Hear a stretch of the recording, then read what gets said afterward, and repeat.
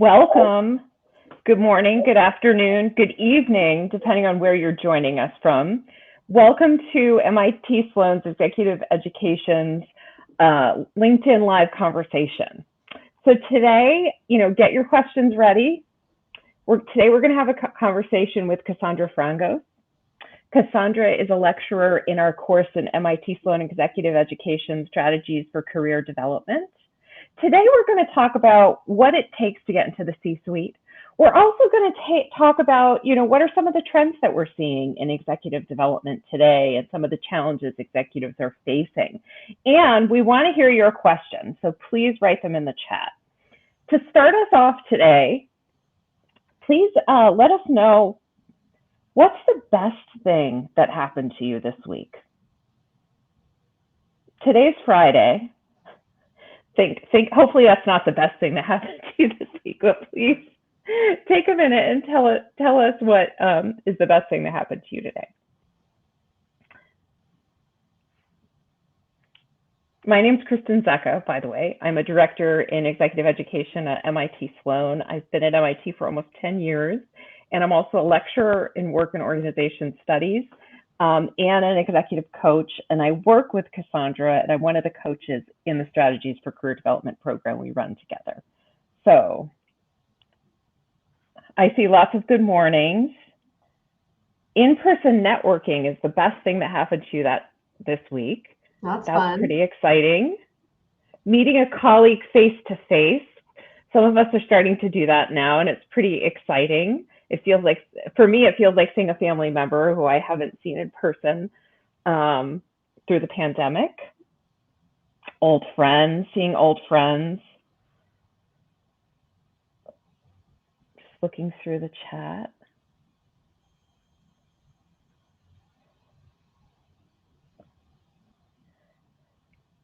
So what I'm seeing so far is in-person networking. What else?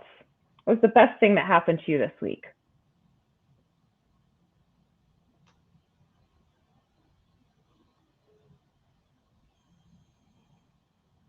It's so fun to see people in person. I'm seeing lots of comments on that. It is funny how you forget that. And Kristin, I know when we've been on video a ton and get to see you in person is just so fun. So hopefully more people can get out and do that. Cassandra, what's the best thing that happened to you this week? Let's see. This week, I was coaching someone and they finally clicked for them where they feel like and you've had this, Kristin, I know we've talked about it, where they felt like they were in their right mode with their new job. They felt like their team was coming together. They felt like they were actually getting some results. So that's for me. And I know for you as well as a coach, it's such a great joy to see when somebody feels that way and it does come together for them. Mm-hmm. For me, I was on vacation for a few days, and I took the first plane ride that I've taken since before the pandemic, and it was fun to feel like in some ways that be able to travel again. Yeah, it's true. So it's fun. It's fun to see things, to be able to do some things that we haven't been able to do in a while. Mm-hmm. Yeah. So why don't we go ahead and get started? So Cassandra is, a lecturer in our course. She's also a leadership advisor and the author of Cracking the C-Suite Code. Cassandra, how has the pandemic impacted the C-suite? What are you seeing today that's different than it was? How has it impacted the different roles? Mm-hmm. Yeah, no, great question, Kristin. Thank you.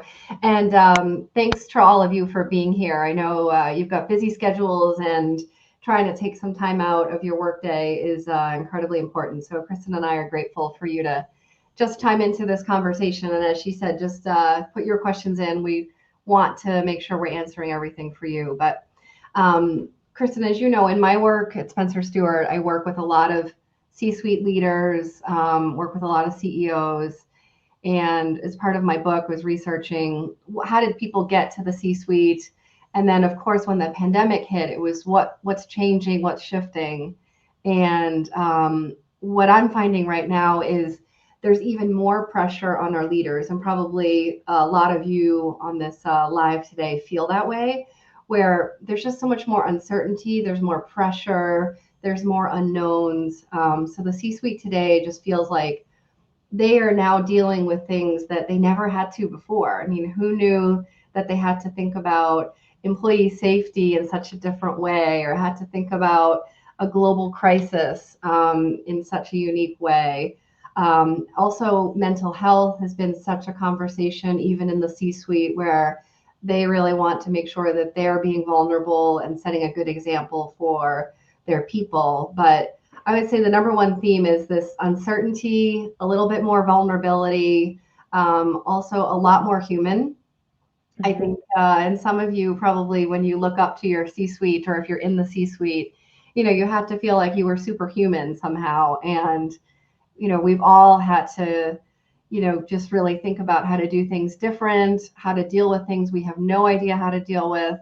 And being a lot more human. I mean, really asking people how they are. I mean, even in the chat, like seeing people in person, that's a whole other experience too, where you've had this way of interacting virtually. I know I've met some clients that I've been working with through the pandemic, and I met them for the first time live. And that was sort of another experience where it was, oh, okay, now I have to adjust to how you are in person versus video. And then the other thing, Kristin, I'm sure you're seeing this as well, is people are reevaluating what they want to do. So a lot of C-suite leaders are saying, okay, how long do I want to do this for? Maybe they want to retire earlier. Maybe they want to think about just doing things where they pull back from work a little bit and they're able to do more things personally that gives them joy. So it's a lot of different dynamics, but Kristin, I know you deal with that a lot in your work too. Yeah, I think a lot of people and a lot of people in the workplace are still in transition. Yeah. A lot of the companies that I work with and the leaders that I work with are asking, how do we teach leaders to be empathetic? Mm-hmm. How do we help leaders create psychological safety? Yeah. Empathy, how do we empower? How do we lead in this new transitioning hybrid environment? Because we've been virtual in many cases for almost at least, for 2 years. There are people who worked virtually completely before the pandemic, but now we're in this in-between mode where people see the value of being together in person, but how do you navigate that? Mm-hmm. And how do you create equity while at the same time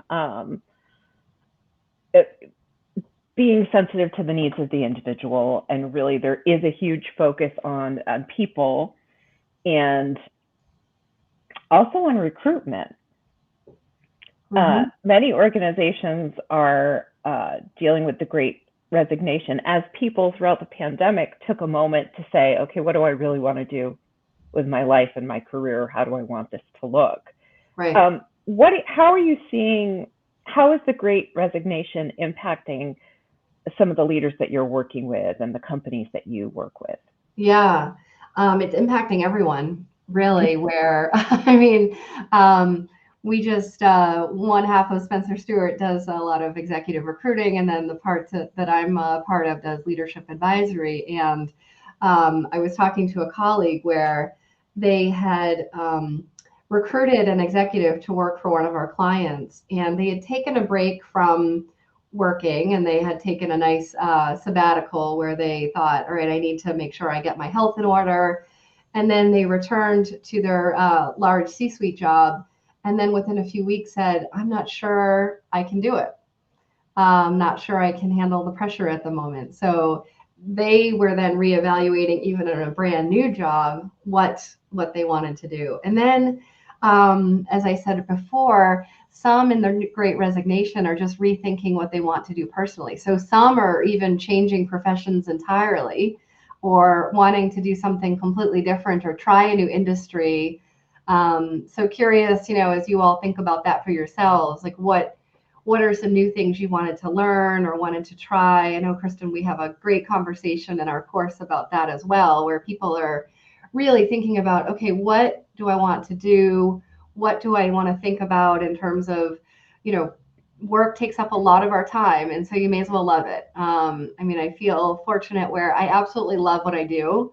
I love helping leaders. I love helping clients be successful, or if they're struggling with something, if I can give them, to your point, Kristin, some empathy around a situation they're dealing with, that makes my day. I mean, that is just really fulfilling. So this great resignation is certainly happening, and people are rethinking. They're leaving without jobs sometimes, you know, and even if they're not financially secure, they're even just taking that risk and saying, how do I change it? So there is a lot more that companies are having to deal with, where it's not one size fits all. It used to be, oh, let's roll out this overall program that will fit most. Now it's more individual. Let's think about, what does Kristin need? What does, you know, what do I need? What does, you know, Joshua, I see Joshua's name on here. Like, what does he need? So as we think about just different people's needs, it's going to be different across the board.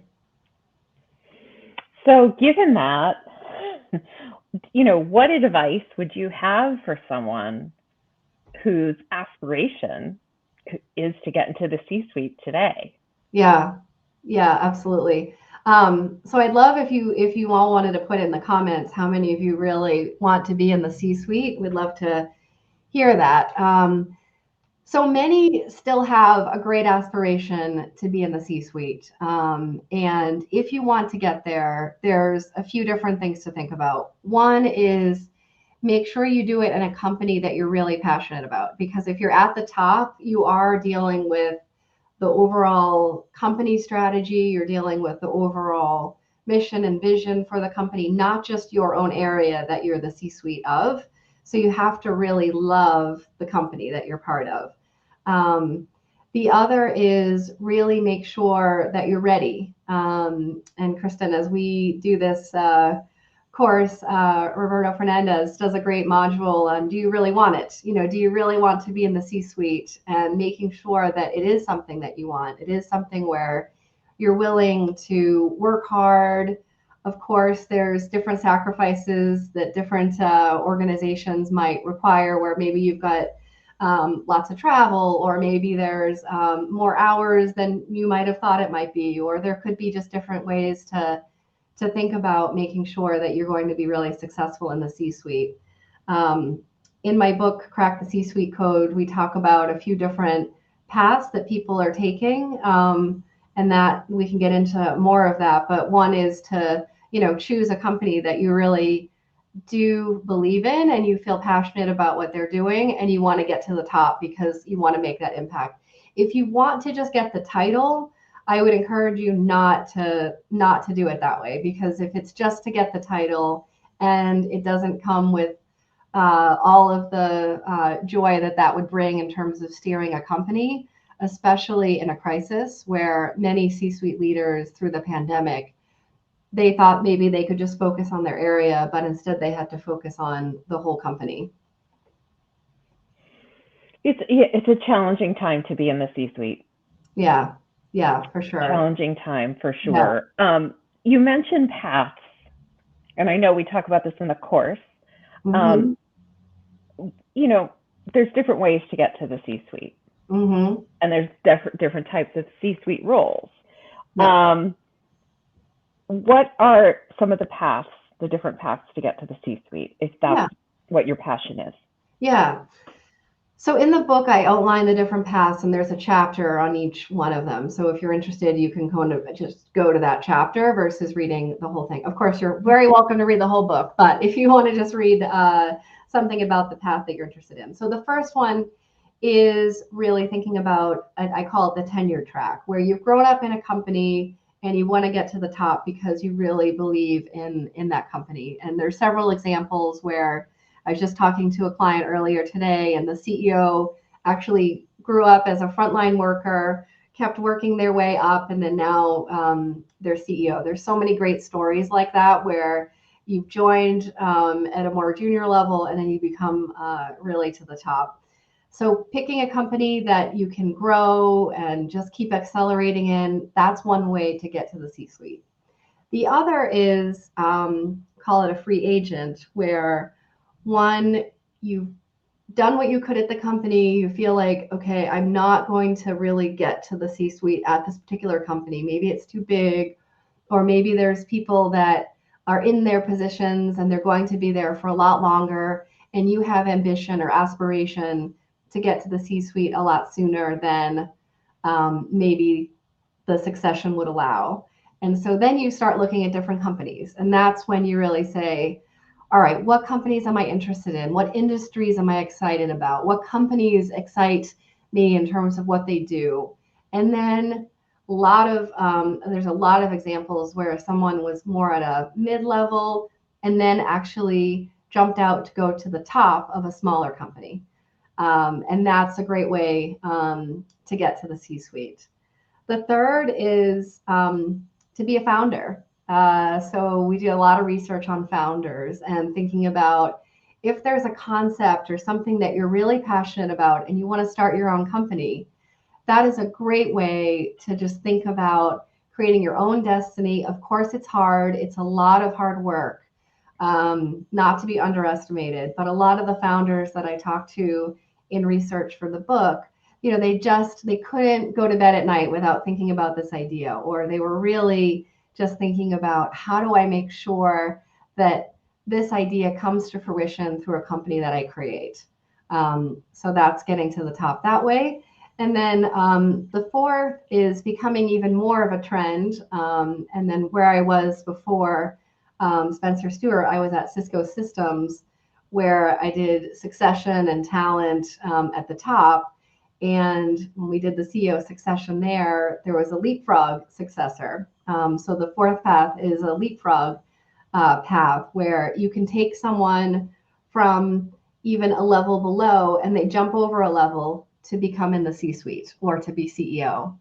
And Kristin, we spent a lot of time, talking about leapfrog succession, and that is a growing trend where there's some great talent where they can jump over some levels, probably some talent on this live today where you feel like, all right, I know I can do it, or I know I have this aspiration or this talent, and somebody is blocking me, or someone doesn't have the right vision or something that you could offer, and so you do jump over a level. So those are the different paths. And certainly there's other ways, but those are some that I've broken it down to. Okay. So let's say you have the passion and you want to do it. You're passionate about the company or industry. You've figured out your path and which path you're going to pursue. How do you advise people to manage their careers? What do you need to be thinking about, on a daily basis as you're aspiring towards a C-suite role?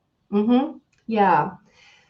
So one is thinking about who your board of advisors is going to be, because this is something where managing your career can't really be done all alone. So a lot of times it could be a great sponsor who can advocate for you and really make sure that you are getting the right level of visibility, attention when your companies are going through talent processes. And hopefully, if you are in a company where they're going through talent process, you know what it is, you know how you're being evaluated, you know different things that you are actually looking at in terms of promotion. So having a sponsor is always a great way. The other is just a mentor, like somebody who's maybe done that kind of role before, or you just go to for advice. A lot of leaders now have a coach, which Kristin, you and I spend a lot of our time doing. So a coach can also be really helpful just to be a great listener, but also help you see something maybe that you hadn't seen before. And then, of course, your boss is a big player in all this as well. Your boss can certainly be helpful in promotion or making sure you're seeing the different ways of advancing in a company. But think about kind of a collection or a portfolio of people who could be your board of advisors in managing your career. And, sometimes people get too insular where they love their company and they've been at their company for a long time. And let's say you want to stay there no one would ever say, go ahead and leave if you're really happy there. But make sure you have somebody outside of the company as well, because I have talked to a lot of leaders where they actually don't have anyone that they talk to from the outside of their company. What if you're I was going to say, what if you're transitioning and you know that, and a lot of people are in transition right now. Yeah. And you've decided or made a decision to either transition roles or move to a new company or industry. What would you advise someone to make sure that they're doing? Yeah. Well, LinkedIn is a great platform, as we all know. So make sure that you're visible. Make sure that your background is fully visible on LinkedIn. I'm often surprised, even Kristin, when we do our course, where we'll ask, okay, how many of you have updated your LinkedIn profile, or all the things that you really are passionate about or that you care about are out there on LinkedIn? And, we tend to still get 50-50 of people who really say they've really updated and put themselves out there on LinkedIn. So that would be one. The other is have a great recruiting network as well. I mean, recruiters will often hear about opportunities that maybe you wouldn't always hear about on your own. So if there's something that you want to make sure that you're aware of, network with recruiters, network with your friends who are in roles. People who are in the roles that you want to be in are also great sources of networking. So make it broad and make it multifaceted, because it doesn't have to be just one thing that would make the biggest difference. Yeah. How often should you update your LinkedIn? I would say, yeah. I mean, if there's any new role that you've been doing, certainly update it with that. I mean, when people will have to send over a resume, it can be a daunting task if they're 5 jobs behind. You've probably coached people that are doing that, where they're like, oh my goodness, how do I update my resume? I'm really behind. I haven't done it since 1992. So don't do that. Like keep updating as you have these opportunities. And then if there's special boards that you've been on or research projects that you've been part of, certainly make sure that you're putting all of that. So on the other hand, one question that we always get, and something that we talk about in the course, is derailers. Mm-hmm. Yes. What are some potential things to watch out for and things that could be derailers to getting where you want to go? Mm-hmm. Yeah. So one derailer is too much ego. And you've probably all seen leaders who they thought they knew everything, or their ego just got in the way of you connecting with them. So if that's something where you've become overconfident, or you think that, okay, I should be running this company now, and you don't have the patience around it, I mean, that can be just a complete derailer. We do a lot of research around why CEOs fail as well. There's a great book actually written on why CEOs fail. The other thing that can be a derailer is you're unable to make important decisions. And as we just talked about earlier, during COVID, there was some really critical decisions to be made to take care of employee health and safety, but also keep the company in good standing. Many businesses suffered. And so a derailer can be you're not able to make some of those critical decisions also in a timely way. That can be a real important one. And then if you're too risk averse as well, that can be another derailer that people struggle with. And also, Kristin, I see we've got a couple of questions that have come in. I don't know if we want to pause and answer some of those. Yes. So I see someone from Karen. Karen, you're asking, are there different roles important now that are different in the past in the C-suite? So yes, I would say right now, technology or digital officer or whatever the right term is, there was not as much of a demand or seeing that position at the top. And now digital transformation, technology, as we're all on this platform and as we've all been doing a lot of work through technology, that is even more important than it has been in the past. The other one is the head of HR. The head of HR has played such a critical role in the past few years, and it was really rising in the last 5 to 10 years as well. But now it's firmly cemented as one of the most important positions in the C-suite. And many CEOs are saying, I can't live without an amazing head of HR. We've seen even in our own Spencer Stewart HR practice, it just explode of the demand is so high for great heads of HR. And then the other thing is a strategy position has always been important, but steering the company strategy is even more important than ever. I see another question from Keita Klein about leapfrogging and how leapfrogging seems to be more common. What are the traits that you see for someone who leapfrogs? And then her second question is, how's the person who's left over impacted and what happens? Yeah, Keita, that's a great question. So Boris Gersberg at Harvard, him and I we wrote a case study on Cisco systems succession, and we teach it in the MIT course. And we looked at where leapfrog becoming more important and also more prominent. And in fact, you're right, Keita, it absolutely has. And the traits that a lot of those leaders had in common is, they were really innovative. So they really were willing to take some risk and think about new ways of doing work, new ways of running the business. So they were a little bit more agile, if you will, where they really were thinking about just how do we create change and how do we be inspirational around that, question everything. Also, the other thing, when you've leapfrogged, a lot of times maybe your experience, you haven't checked all the boxes on all of the critical experiences. And what we're learning also at Spencer Stewart is potential can be even more impactful than experience. So if you have the potential to do something, it can be even more impactful than the past experience. So when that comes into play, you have to be willing to not know all the answers and be willing to adjust your thinking as you learn new information and being really comfortable with that. So I would say for all of you that are thinking about that is just knowing that you won't possibly know all the answers and be getting comfortable with that.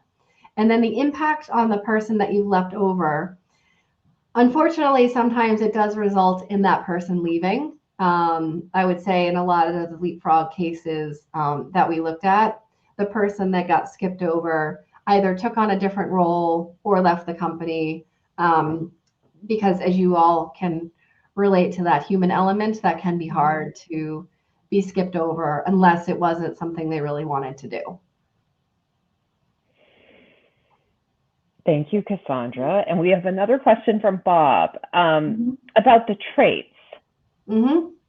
Yeah. What are the traits for people who make it into the C-suite? And I think it's probably a broad list depending upon industry, what type of CEO, but are there some general traits that you see amongst people who seek out a C-suite role? Yeah. So typically, and of course it can vary by position and company, but I'll give you some of the themes. So one is they're really results oriented. So they can be really making sure that whatever area that they own, they're always trying to make an impact and get to the results. The other is they're really thinking about people. They're very much a people leader. They generally are responsible for a set of leaders and employees. So they tend to be good people leaders, and they're often holding their people accountable, but also thinking about ways to develop them and grow them as well. People who make it to the C-suite, the good ones anyway, are often not just only thinking about themselves. They're now responsible for a broad range of people. and a whole company. So they're thinking about multifaceted stakeholders, and stakeholders can be, people from the outside, their employees, their peers. So there's a whole constituent group that they have to be responsible for. The other is they really do get, which is a little bit to the results, they really do get this balance of strategy and operations. So they do have a way of thinking about, how do I protect the company and my area in 3 to 5 years out, but also how do I get things done right now? And then more, as we've seen, also the rise of importance of diversity. They're also often thinking about how to be a more inclusive leader and how to think about engaging a diverse workforce. But those are some high level things. Thank you. Speaking about diverse candidates in the C-suite, Lenka has a question. What advice do you give to women? As I see it, women get looked over all the time. Thank you for asking that question. Yeah, love that question. Yes, so for women, and there's a lot of research done on this as well, women need sponsors even more than ever. So having a sponsor that will really make sure that they are putting forward you as the leader, you as someone who can advance, also making sure you're managing your brand, thinking about your overall brand perception, making sure that you're really thinking about your own network, not necessarily being heads down, always getting your work done. A lot of women are more, I just need to make sure I prove my results and then they'll notice me. It's much more common in women to say that. And it's more of, you need actually a lot of people advocating for the work you're doing. But Kristin, you coach a lot of women. I'd be curious, what's your thought as well on that? To talk about what you do and talk about what you accomplish. I think sometimes it doesn't feel natural for people to promote what they've done and what they've contributed, but to make sure that your boss, to make sure other leaders see you. Yeah. And that they see everything that you're doing, both the work that's out there and the results you're making, and everything you're doing to help build the team. So to talk about what you're doing, make sure people know what you're accomplishing, and also make sure people know what you want. Be vocal about what type of opportunities you're looking for, and that you want to get ahead. And that you're looking for experiences that are going to help you build those skills. So to use your voice and talk about what you want, and gain mentors and connections who can help support you along the way. Yeah, that's such an important point, Kristin, to also state what you want. I've had a number of women who I've coached or mentored, and they say, I can't believe I got passed over for the head of engineering, as an example. And I said, well, did they know you wanted to be the head of engineering? Oh, no. So putting your ambition out there, I think women tend to shy away from sometimes putting their ambition out there. So it's a great point, Kristin. Yeah. So thank you, Cassandra. Let's see. I'm just looking at our questions. Do you need an MBA to get into the C-suite? From Subhamoy. Yeah, it's not as common as it used to be. I would say if we were having this conversation several years ago, it was even more important. But we're seeing all kinds of different degrees, or even some without a degree, getting into the C-suite or even being CEO. A lot of tech CEOs and C-suite leaders don't have an advanced degree. They are more learn on the job, or they're very much learners, but they actually don't love the formalized degree. So there also is more of a trend of, even thinking about different topics you want to learn about and doing executive education or different things to advance it that way versus always getting a traditional degree. Now, if you have one and you've been wanting to get one, that's a different story, where you absolutely feel like you're incomplete if you don't have it. But Kristin, I don't know what you'd add, because you see this a lot. Um, I think it depends on the industry that you're going into. I think I used my MBA as a way to transition into leadership development. Whereas before I had been in a marketing leadership type of role in market development, but I felt really passionate about developing leaders and used my MBA after being in a niche industry for 12 years to broaden my base of knowledge about business, also as a platform to network and connect my past to my future and transition my career. So I think it depends how it fits into your overall path and where you're at. And how you tie your past with your future. So we have a question from Sheila with that ties into thinking about new skills as well. With the Great Resignation, there's a vacuum in several roles in organizations. How can you leverage that to gain new skills? I think volunteering for helping or being part of a special project is a great way. I've seen a lot of promotions happen that way, where you volunteer for. I just coaching a woman who's in a C-suite role, and there's another C-suite role vacant where the person is retiring, and she said, I wonder if I should raise my hand to do part of that other job to expand my own skill set and to expand what I can be doing for the company. And she was so genuine and passionate about it, where I see some things that are broken and I want to fix them.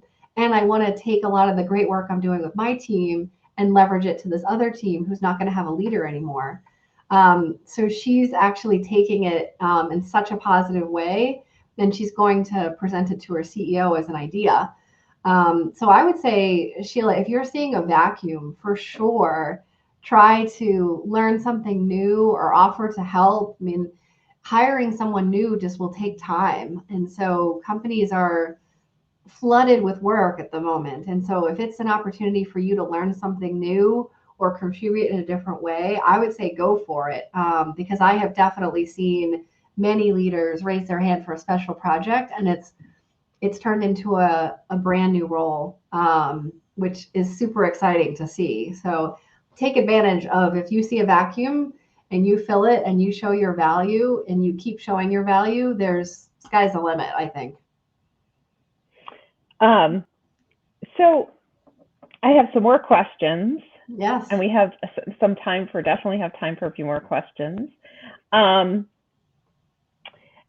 Ali asked a question about how significant is the role that executive recruiters play in C-suite hiring? And if you're earlier in your career, what's your advice on building relationships?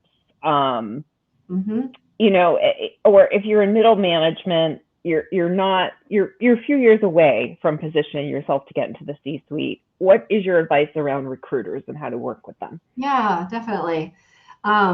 So I have great colleagues in the recruiting space, and they love to meet many leaders who are even earlier in their career, because if you've got ways that you're continuing to advance, they want to know you earlier on.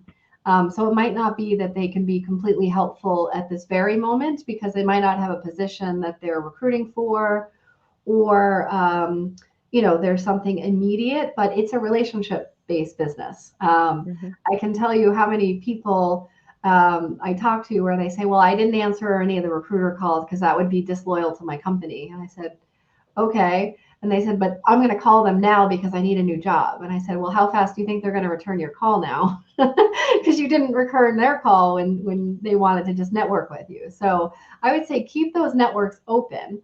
A lot of times it can be, like I said before, through people who maybe are 1 or 2 levels below the C-suite, and they have a good network of recruiters where you can ask them, who do they find that they admire in this space?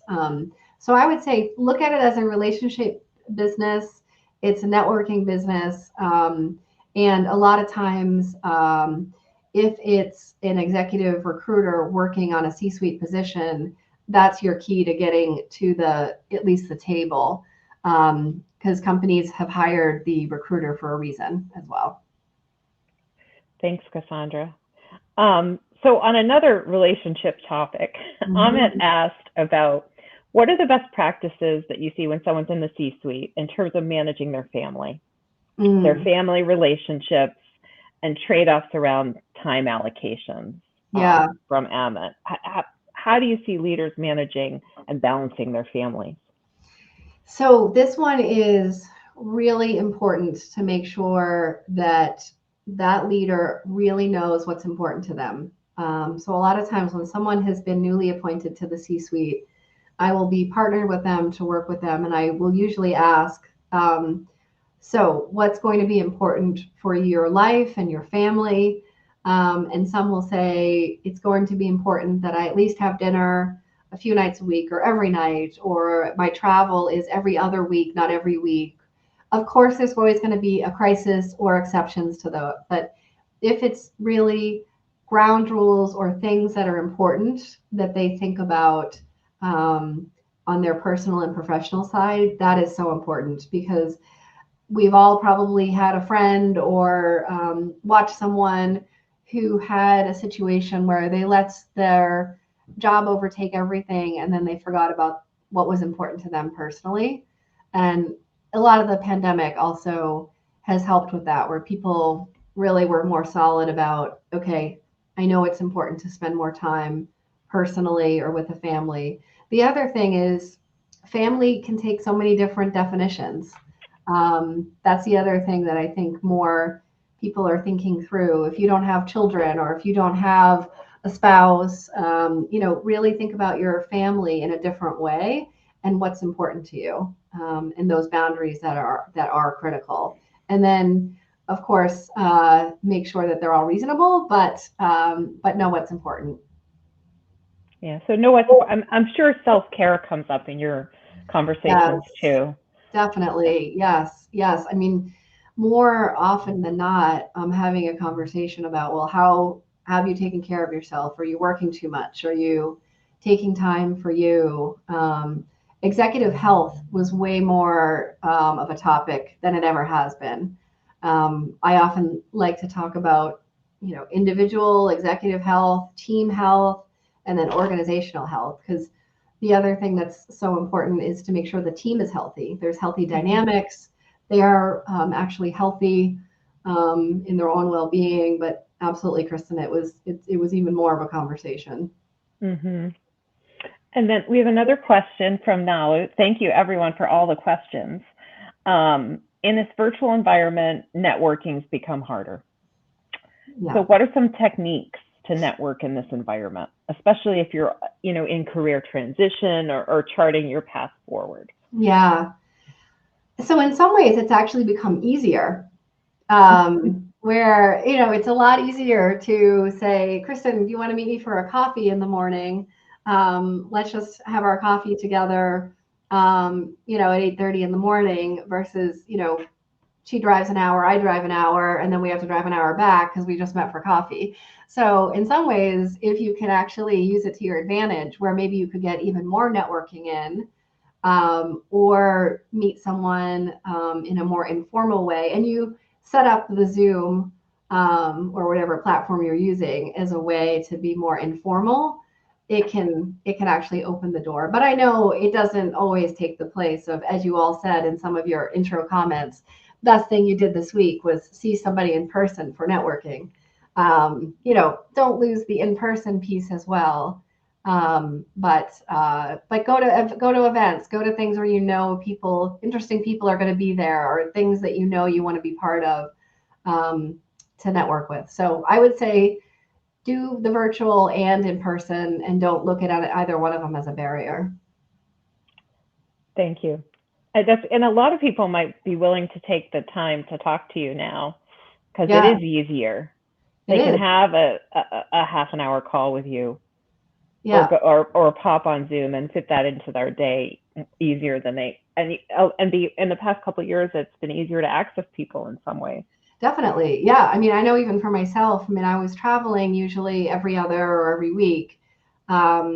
And that was a whole big part of my day that was taken out, where I could be meeting with people or, having some of these conversations. And so a lot of times I'm willing to do a networking conversation or do some kind of mentoring where I could do it even more so now virtually. Yeah, or if you're not commuting, some extra time in your day to maybe focus on networking with different people, or touching base with people who you worked with in the past. Yes. Yeah.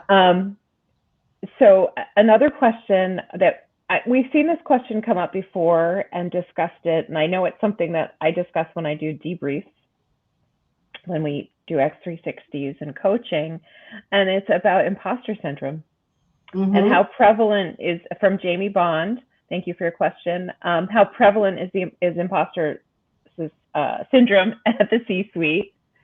Do you find it's more common at that level, or are those at that level pretty comfortable with the idea that we're learning as we go? We're all constantly learning.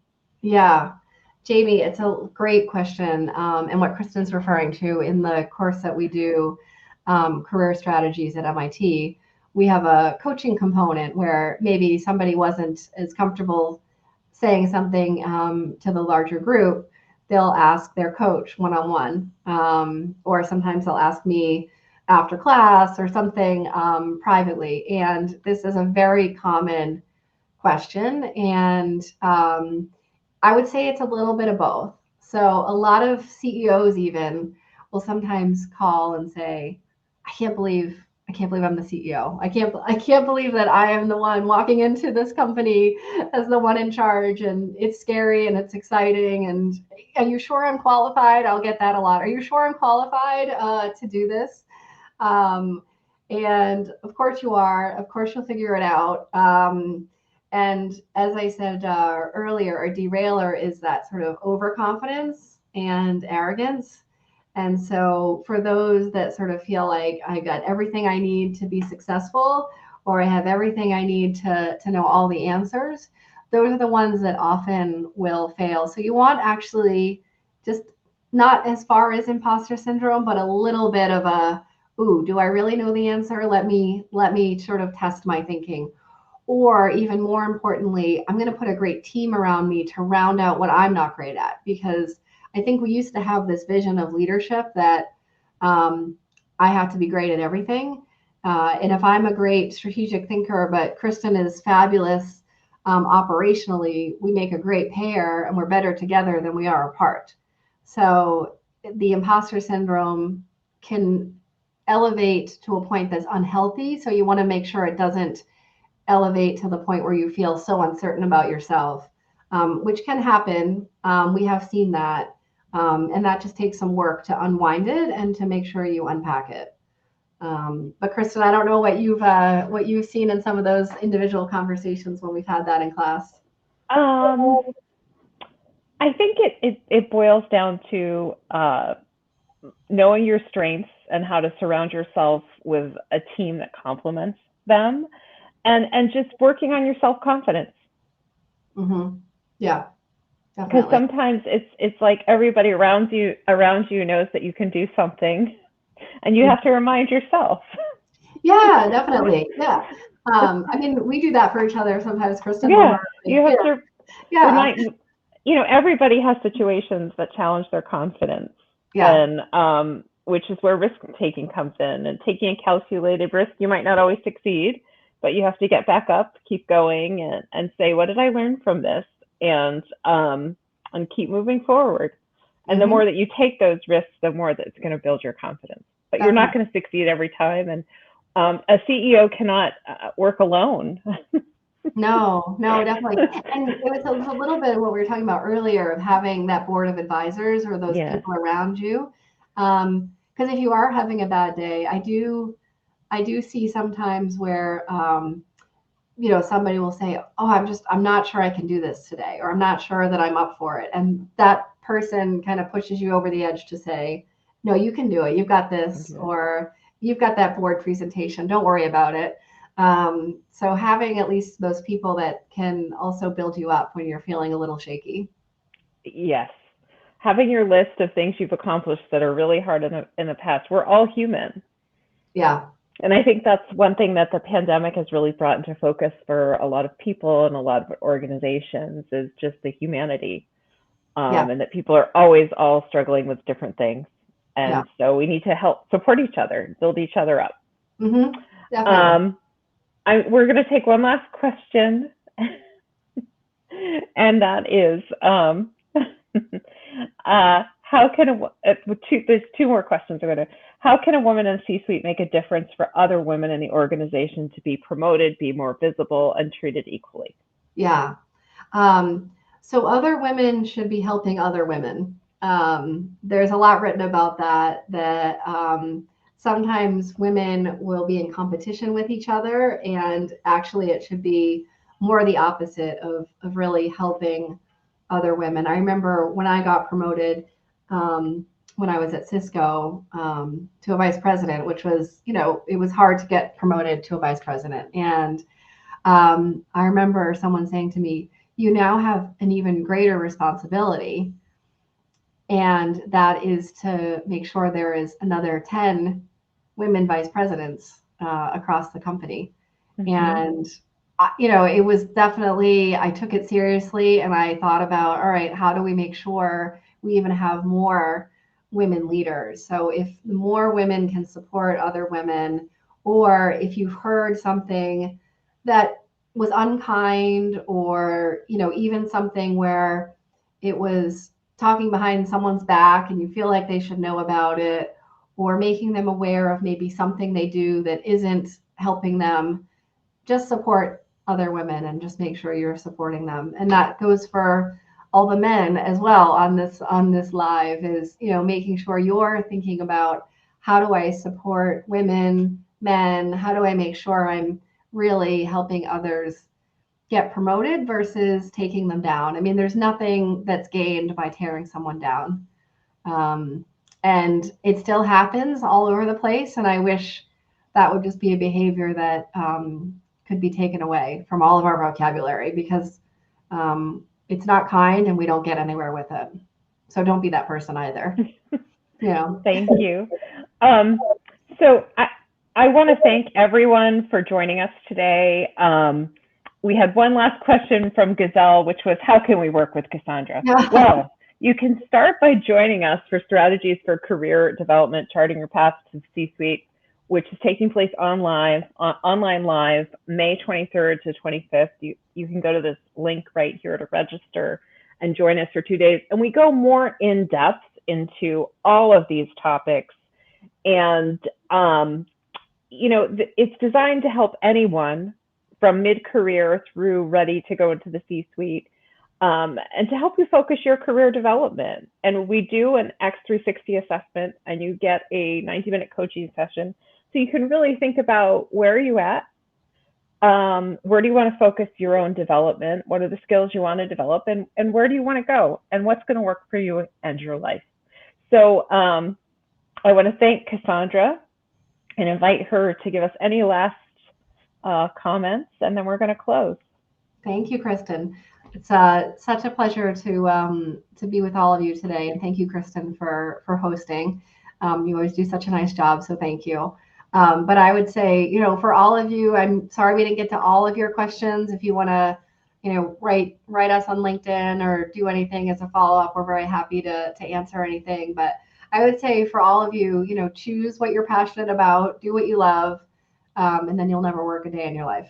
So I hope we're all going to accomplish what you really want to accomplish. And thank you for spending the time. Thank you, everyone.